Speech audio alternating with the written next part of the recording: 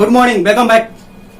चलिए आपको फिर से आज एक नया सब्जेक्ट को लेकर आते हैं और हम लोग नया चीज सीखने के लिए प्रयास करेंगे। तो आज जो नया चीज सीखने के लिए जा रहे हैं वो क्या चीज है, ध्यान से सुनिएगा, ध्यान से समझने का प्रयास कीजिएगा। आज जो हम लोग सीखेंगे वो है कंजक्शन। कंजक्शन को हिंदी में बोलते हैं समुच्चय बोधक शब्द। कंजक्शन से इसमें है, इससे क्या कनेक्शन है कंजक्शन से, इसके बारे में हम लोग जानेंगे। तो कैसे समझने का प्रयास करेंगे। कंजक्शन जो ऐसे ही क्या होता है, किसी के साथ अन्य दूसरे के साथ कनेक्शन जोड़ता है। क्या करता है, कनेक्शन जोड़ता है। इसी से हम लोग समझ में कनेक्शन, अरे तुम्हारे साथ लगता है उसका कुछ कनेक्शन चल रहा है, तो यानी कुछ क्या है, उससे तुम्हारे बातों में उससे क्या कुछ जुड़ा हुआ है। उस स्थिति में जब हम लोग बोलते हैं इसका मतलब कुछ ना कुछ आपसे उनसे कुछ ना कुछ जुड़ा हुआ है। उस स्थिति में हम बोलते हैं लगता है कि तुम्हारे और इसके बीच में कोई कनेक्शन है। यानी कनेक्शन करने वाले शब्द को ही बोला जाता है कंजक्शन। कैसे समझेंगे ये समझिएगा। अब बोला एक conjunction is a word that join the words phrase clause and sentence. Conjunction समुच्चय बोधक अव्यय वह एक ऐसा शब्द है दैट जो ज्वाइंस द वर्ड्स, जो शब्दों को जोड़ता है, फ्रेज को जोड़ता है, वाक्यांश को जोड़ता है, उपवाक्य को जोड़ता है, क्लाउज को जोड़ता है, उपवाक्य को जोड़ता है, एंड सेंटेंस को जोड़ता है, वाक्य को जोड़ता है। तो आप समझ पा रहे हैं क्या सेंटेंस किसको बोलता है। A conjunction is a word that joins whom, किसको जोड़ता है, words, phrase, clause and sentence. Words मतलब शब्द को जोड़ता है, फ्रेज मतलब वाक्यांश को जोड़ता है, और क्लाउज मतलब उपवाक्य को जोड़ता है, और सेंटेंस मतलब वाक्य को जोड़ता है। इस प्रकार से जब जोड़ने का काम करता है, ध्यान दीजिएगा, जोड़ने का काम मैंने आपको पिछले वीडियो में भी बताया था। वो कहां बताया था, रिलेटिव एडजेक्टिव में और रिलेटिव प्रोनाउन में और रिलेटिव एडवर्ब में, है ना। ये तीनों में मैंने बताया था आपको। वहां पर क्या करता था, जोड़ता था और संबंध दिखलाता था। क्या करता था, लेकिन ध्यान दीजिएगा कि ये जो हम कंजक्शन पढ़ने जा रहे हैं इसका केवल एक ही काम है, वो क्या है, जोड़ने का काम। जोड़ने के अलावा ये दूसरा काम नहीं करता है।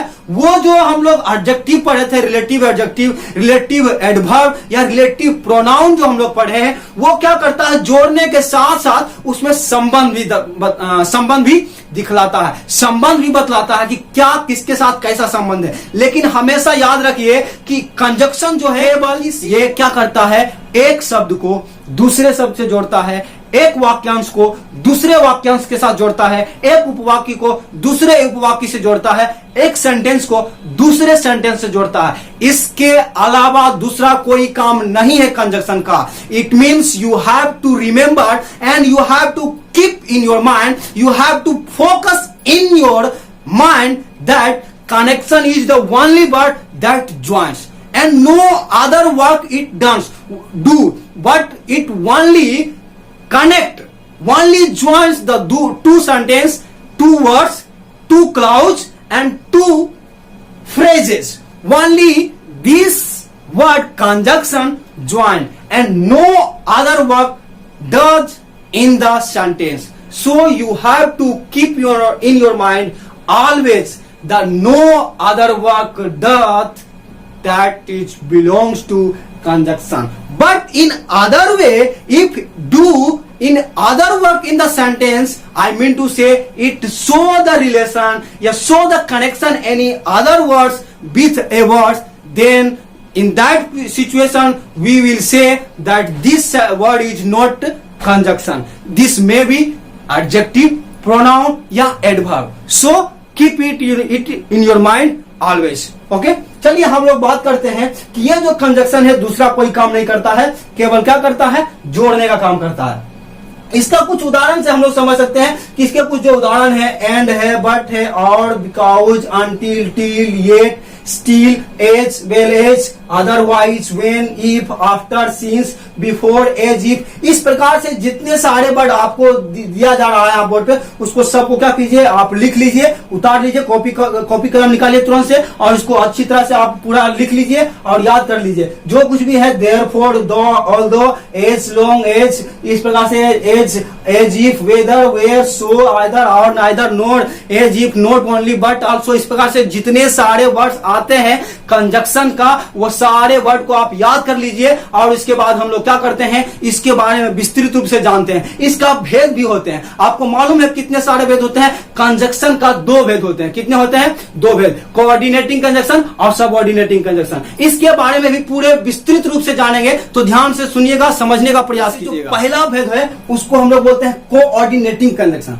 कोऑर्डिनेटिंग कंजक्शन क्या है इसको समझेंगे, और फिर इसके बाद तुरंत बाद हम आपको बता रहे हैं कि सबऑर्डिनेटिंग कंजक्शन क्या है। ये मैंने आपको बताया कि 2 प्रकार का होता है, कोऑर्डिनेटिंग कंजक्शन, सबऑर्डिनेटिंग कंजक्शन। तो क्या है कोऑर्डिनेटिंग कंजक्शन और सबऑर्डिनेटिंग कंजक्शन, इसको हम विस्तार से समझेंगे। तो यहां पर पहला दिया हुआ coordinating conjunction, the conjunction which joins 2 items of equal rank. वो कंजक्शन जो क्या करता है, ज्वाइन करता है। किसको ज्वाइन करता है? 2 आइटम्स को, कोई भी 2 आइटम्स को। चाहे हम लोग आइटम मतलब क्या बोल सकते हैं, नाउन, नाउन के साथ प्रोनाउन, प्रोनाउन के साथ एडजेक्टिव को, एडजेक्टिव के साथ वर्ब को, वर्ब के साथ, इस प्रकार से, या एडवर्ब को एडवर्ब। हमारे कहने का मतलब पार्ट्स ऑफ स्पीच के कोई भी ऐसा भाग हो जो काइंड्स हो, वो उसको एक रैंक का, इक्वल रैंक, एक जैसा रैंक रहेगा, उसको जब जोड़ेगा तो उसको हम लोग बोलेंगे कोऑर्डिनेटिंग कंजक्शन। जैसे ध्यान से समझने के प्रयास कीजिएगा, Ram and Shyam are friends. Ram और श्याम क्या है? दोस्त है। तो ध्यान दीजिएगा, इसमें कोई कंजक्शन है क्या? कंजक्शन है। वो कौन सा कंजक्शन है? तो आपको मालूम है, आपको दिख रहा है, वो क्या चीज है? एंड है। इसमें कंजक्शन क्या है? एंड है। अब यहां पे ध्यान दीजिएगा, एंड किसको जोड़ा है, किसको किसके साथ जोड़ा है? तो राम को श्याम के साथ जोड़ा है। राम और श्याम दोनों दोस्त है, तो दोनों को जोड़ने के लिए काम किया। कौन किया है? एंड किया है, ये किया है। इसलिए एंड हमारा जो कहला गया, ये हमारा कंजक्शन कहला गया। कौन सा कंजक्शन कहलाया? Coordinating conjunction. कैसे समझेंगे कि कोऑर्डिनेटिंग कंजक्शन है? मैंने आपको अभी तुरंत बताया, वो कंजक्शन जो क्या करता है, 2 आइटम्स को जो इक्वल रैंक का रहता है। क्या रहता है? इक्वल रैंक का रहता है, यानी इक्वल कैटेगरी का रहता है, समान कैटेगरी का रहता है, एक जैसा रहता है, तो उसको हम लोग बोलेंगे कोऑर्डिनेटिंग। कैसे समझेंगे? अब देखिए यहां पर राम और श्याम को जोड़ा है ना, राम और श्याम को जोड़ा, तो राम हमारा नाउन है और श्याम हमारा भी नाउन है। दोनों एक कैटेगरी का है क्या? दोनों एक रैंक का है क्या? इक्वल रैंक का है क्या? ये दोनों इक्वल रैंक है, इसलिए ये दोनों को जोड़ने का काम किया एंड, इसलिए एंड हमारा कहला गया कोऑर्डिनेटिंग कंजक्शन। Any problem? इसका इस प्रकार से जो कोऑर्डिनेटिंग कंजक्शन का कई एक वर्ड होते हैं, जो कि मैं यहां पर लिख दिया हूं। इसको आप कॉपी किताब में कॉपी निकालिए और कलम निकालिए और इसको तुरंत लिखिए। And but or also yet still too as well as otherwise either or neither not only but also both dash and dash, इस प्रकार से रहेगा। तो ये जो जितने सारे वर्ड्स आपको दिखाई पड़ रहे हैं, ये सारे वर्ड्स कोऑर्डिनेटिंग कंजक्शन के अंतर्गत आता है और इक्वल रैंक को जोड़ने का ही काम करता है। इसलिए ये अब जितने सारे वर्ड आप देख रहे हैं यहाँ पर, ये सारे वर्ड कोऑर्डिनेटिंग कंजक्शन के लिए प्रयोग किया जाता है। ठीक है, चलिए दूसरा कंजक्शन क्या है? दूसरा है सबऑर्डिनेटिंग कंजक्शन। सबऑर्डिनेटिंग कंजक्शन को कैसे समझेंगे? तो इसको समझने के लिए ध्यान दीजिएगा, the conjunction which joins a subordinating clause to a principal clause. वह कंजक्शन जो क्या करता है, सबऑर्डिनेटिंग क्लॉज को प्रिंसिपल क्लॉज से जोड़ता है। क्या करता है? वो कंजक्शन जो प्रिंसिपल क्लॉज को क्या करता है, सबऑर्डिनेटिंग क्लॉज, सबऑर्डिनेट क्लॉज से क्या करता है, जोड़ता है। अब यहां पर एक बातें नई आई, वो क्या नया है? सबऑर्डिनेट क्लॉज और प्रिंसिपल क्लॉज। अब यहां पर सबऑर्डिनेटिंग कंजक्शन तो समझते हैं, लेकिन सबऑर्डिनेटिंग क्लॉज क्या है इसको समझेंगे। और सबऑर्डिनेटिंग क्लॉज और प्रिंसिपल क्लॉज, ये दोनों क्या चीज होता है, ये नया है, तो इसको समझने का प्रयास कीजिएगा। हम लोग देखिए सेंटेंस रहता है, कोई भी सेंटेंस, उस सेंटेंस में क्या देखेंगे आप, कई बार देखेगा कि 2 भाग रहेगा। क्या रहेगा? दो भाग रहेगा, उसमें से दो भाग एक जो सेंटेंस रहेगा, हमारे कहने का मतलब क्या करता है, जब कंजक्शन किसी सेंटेंस को दूसरे सेंटेंस से जोड़ देता है तो वो जो दो सेंटेंस रहता है वो सेंटेंस एक क्या रहता है, डिपेंडेबल रहता है और एक इनडिपेंडेबल रहता है। यानी एक डिपेंडेबल मतलब वो बोलते हैं जो डिपेंड करता है दूसरों पर, निर्भर रहता है, लेकिन इनडिपेंडेबल जो किसी पर डिपेंड नहीं करता है। यानी हम यहां पर ध्यान से समझने का प्रयास कीजिएगा, डिपेंडेबल क्लाउज उसको बोलते हैं जिसको कि हम लोग क्या कर सकते हैं, किसी दूसरे क्लाउज के ऊपर डिपेंड करता है। यानी जो दूसरे पर डिपेंड करता है उसको हम लोग बोलते हैं सबऑर्डिनेटिंग क्लाउज बोलते हैं, सबऑर्डिनेटिंग क्लाउज बोलते हैं। और जो क्लाउज किसी अन्य दूसरे क्लाउज पर निर्भर नहीं करता है, डिपेंड नहीं रहता है, उसको हम लोग बोलते हैं प्रिंसिपल क्लाउज। Any doubt? एकदम माइंड में बैठा रहना है कि कोई भी सेंटेंस में जब दो सेंटेंस रहता है, उस सेंटेंस को जोड़ने का काम क्या करता है, कंजक्शन करता है। कंजक्शन जोड़ता है, एक सेंटेंस इधर मानिए एक सेंटेंस इधर मानिए, वो क्या करता है, दोनों सेंटेंस को जोड़ता है और बीच में कौन रहता है, कंजक्शन रहता है। ये कंजक्शन क्या करता है, दोनों को, जैसे मान लीजिए मैं यहां खड़ा हूं, एक व्यक्ति इधर है एक व्यक्ति इधर है, दोनों का हाथ नहीं पकड़ रहा, बीच में मैं खड़ा हो गया, इधर से इसका हाथ पकड़ लिया इधर से इसका हाथ पकड़ लिया। जब दोनों का हाथ पकड़ लिया तो वो दोनों भी मेरे साथ क्या हो गया, जुड़ गया। हम क्या किए, इसको और इसको जोड़ने के लिए मदद किए, है ना, मदद किए, जोड़ दिए। तो हम जो जोड़ने का काम किए हैं हम कंजक्शन हो गए। लेकिन क्या होता है, एक कंजक्शन दूसरे कंजक्शन पर, हमारे कहने का मतलब है एक क्लाउज दूसरे क्लाउज पर क्या करता है, निर्भर रहता है और कोई दूसरे पर निर्भर नहीं रहता। जैसे कि हम लोग आज इस दुनिया में रहते हैं तो हम लोग भी किसी ना किसी पर निर्भर रहते हैं ना, हम भी किसी के ऊपर निर्भर रहते हैं, वो भी किसी और पर निर्भर रहता है। जैसे कि हम लोग जो क्या है, पृथ्वी पर निर्भर है, जल पानी इस सब के द्वारा हम लोग क्या पेड़ पौधे पर निर्भर है, वो हमें श्वास देता है। इस प्रकार से क्या है, हम उस पर निर्भर हैं, वो किसी और पर निर्भर है, वो भी किसी और पर निर्भर है। इस प्रकार से इंडिपेंडेबल कहता है। लेकिन कुछ ऐसा है कि दूसरे पर निर्भर नहीं रहता है। जैसे कि आप देख सकते हैं कि जो बोल सकते हैं पानी है, आप पर निर्भर नहीं रहेगा, आप उसको बर्बाद कर रहे हैं तो भले वो घर बर्बाद हो रहा है। लेकिन ये क्या है, ये प्राकृतिक चीज है, वो वर्षा आ जाता है। आप कह सकते हैं वो तो हम लोग पेड़ नहीं लगाएंगे तो कैसे आएगा, ऐसी बात नहीं, प्रकृति का ये बात है, ईश्वर की इच्छा रहेगा तो आप पेड़ लगाओ ना लगाओ वो आ सकता है। तो ये क्या चीज है, ये किसी पर डिपेंडेबल नहीं है, डिपेंड नहीं करता है, इसलिए इसको हम इस प्रकार से कर सकते हैं। वो हम लोग एक रूप से कर सकते हैं, हम लोग साइंटिस्ट के द्वारा, जो वैज्ञानिक है, रिसर्चर है, उसके द्वारा मालूम करते हैं, पता लगाते हैं कि सच में हम लोग जो डिपेंडेबल है, क्या चीज है, पानी नहीं पड़ेगा। क्यों नहीं पड़ेगा, क्योंकि हम लोग पेड़ नहीं लगाते हैं। पेड़ नहीं लगाते हैं तो सच में ये बात हम लोग भी जानते हैं, आप लोग भी जानते हैं, हम भी मानते हैं, आप भी मानते हैं। लेकिन एक बात हमेशा ध्यान रखना चाहिए, कोई जरूरी ये नहीं है कि पेड़ ही लगाए, लेकिन पेड़ लगाना चाहिए। इसका मतलब ये मैं नहीं कहा कि पेड़ नहीं लगाना चाहिए या काट देना चाहिए, नहीं काटना चाहिए, उसको लगाना चाहिए। लेकिन ये कह रहा हूं कि पानी है जो ऐसे भी पड़ सकता है, जब ईश्वर की मर्जी हो जाएगा,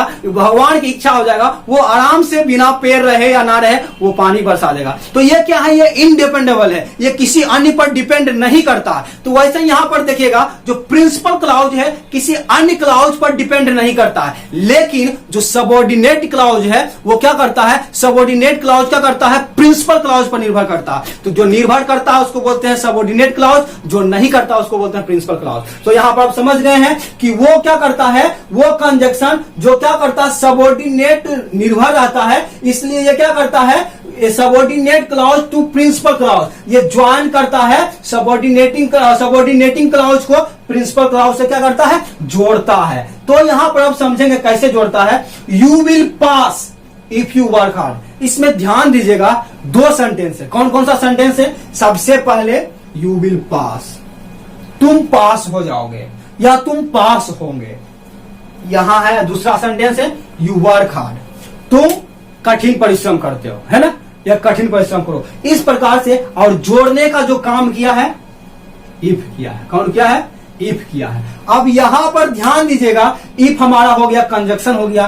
कंजक्शन कौन सा कंजक्शन हो गया, सबऑर्डिनेटिंग कंजक्शन हो गया। यानी तो कैसे हो गया सबऑर्डिनेटिंग कंजक्शन, इसको समझेंगे। यू विल पास, तुम पास कर जाओगे, कैसे, इफ यू वर्क हार्ड, अगर तुम कठिन परिश्रम करोगे तब। यहां पर क्या है, एक क्या बोल सकते हैं, शर्त है। शर्त क्या बोल सकते हैं, एक एग्रीमेंट है कि तुम पास उसी स्थिति में होगे जब तुम वर्क हार्ड करोगे। यहाँ पर अगर कठिन परिश्रम करोगे, यहाँ पर ध्यान दीजिएगा, अगर तुम कठिन परिश्रम करोगे, इफ यू वर्क हार्ड, अगर तुम कठिन परिश्रम करोगे, तो यहाँ पर इफ से जोड़ने का काम क्या है, अगर तुम कठिन काम, यदि तुम कठिन परिश्रम करोगे तो क्या होगा, इसे समझ पा रहे हैं। तो यहाँ पर जो है इफ यू वर्क हार्ड, ये हमारा सबऑर्डिनेटिंग क्लॉज है, ये हम बोल सकते हैं ये सबऑर्डिनेटिंग क्लॉज, मतलब ये इस पर निर्भर होता है। यदि आप ये वर्क हार्ड करेंगे तो क्या होगा, अर्थ देने के लिए इसके पास आना पड़ेगा, यू विल पास के पास। यदि कठिन परिश्रम करेंगे तो आप पास हो जाएंगे, इसलिए ये हमारा हो गया। I like him because he is honest. अब यहां पर मैं उसे पसंद करता हूं क्योंकि वह ईमानदार है ना। ध्यान दीजिएगा, ध्यान से समझना पड़ेगा। I like him because he is honest, मैं उसे पसंद करता हूं क्योंकि वह ईमानदार है। आप बोलेगा क्योंकि वह ईमानदार है, तो इसका क्या समझ में आएगा, क्योंकि वह ईमानदार है, क्योंकि वह ईमानदार मतलब क्या समझ पा रहा, कुछ नहीं समझ पा रहे हैं लोग। उसको पूरा अर्थ देने के लिए इसके पास आना ही पड़ेगा। आई लाइक हिम, वो ईमानदार है, इसलिए क्या होता है, इसलिए क्या होता है, क्यों उसको पसंद किया जा रहा है, उसको लाइक किया, क्योंकि वह ईमानदार है। तो इस प्रकार से हम जो देख रहे हैं, इसको जोड़ने का काम बिकॉज किया है, इसलिए वह ईमानदार है। क्योंकि वह ईमानदार है तो क्या होता है, क्यों, इसलिए वो क्या होता है, पसंद किया जाता है। अब दूसरी और बातों को देखेंगे। I love you because you are very handsome, मैं तुझे प्यार करता हूं, क्यों, यू आर वेरी हैंडसम, क्योंकि तुम बहुत हैंडसम हो, खूबसूरत हो। तो यहां पर देखिए, क्योंकि तुम खूबसूरत हो, तो इसका क्या समझ पा रहे हैं, तुम खूबसूरत हो, तो इसमें क्या लोग क्या कर रहे हैं, खूबसूरत है तो उसका कुछ काम हो रहा है क्या, क्या है, प्यार किया जा रहा। तो यहां पर आई लव यू जो है इस सेंटेंस के पर आना पड़ेगा, क्योंकि इसको पूरा अर्थ देने के लिए। तो ये जो बिकॉज हमारा है, ये बिकॉज क्या किया है, यू आर वेरी हैंडसम,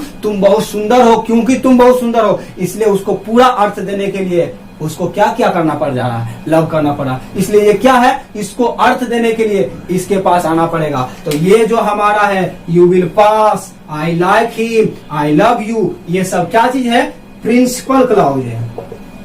क्या चीज है, प्रिंसिपल क्लॉज है। और ये हमारा सबऑर्डिनेट क्लॉज है। तो सबऑर्डिनेट क्लॉज प्रिंसिपल क्लॉज पर निर्भर करता है। अब ये सब जो देख रहे हैं दिया हुआ है, ये सारे वर्ड, जो जितने सारे वर्ड है, ये सब सबऑर्डिनेटिंग कंजक्शन के उदाहरण है। और इतने जितने सारे वर्ड आपको यहाँ पे दिखाई पड़ रहा है, ये सारे वर्ड केवल कर करके सबऑर्डिनेटिंग कंजक्शन के लिए ही प्रयोग किया जाता है। इसलिए आप इसको लिख लें, लिख कर करके आप याद कर लें, कॉपी निकाल कर कलम से लिखिए, आप लिखना शुरू कीजिए। ये होमवर्क को आपको दे रहे हैं, होमवर्क आप लिख कर करके आप कमेंट में इसका उत्तर जल्दी से भेजिए। और एक बात और हमेशा एक शिकायत है आपका कि बहुत कम आप लोग देखते हैं क्या कि वीडियो देखते हैं आप, लेकिन आंसर आप बना करके नहीं देते। जो आपको काम दिया जाता है उसको आप जरूर बनाएं, बना करके कमेंट में जरूर भेजें, क्योंकि यदि नहीं भेजते हो तो मैं इंतजार करता रहता हूं तुम लोगों को कि कब भेजोगे। यहाँ पर ध्यान, डू या डाई, गिव मी ए पेन या pencil, I like neither him और नॉट। इस प्रकार से ये तीन को दिए हैं आपको, इसमें से जो जो आपको आ रहा है तीनों से अच्छा से बनाइए, बना करके भेज दिए। Okay bye.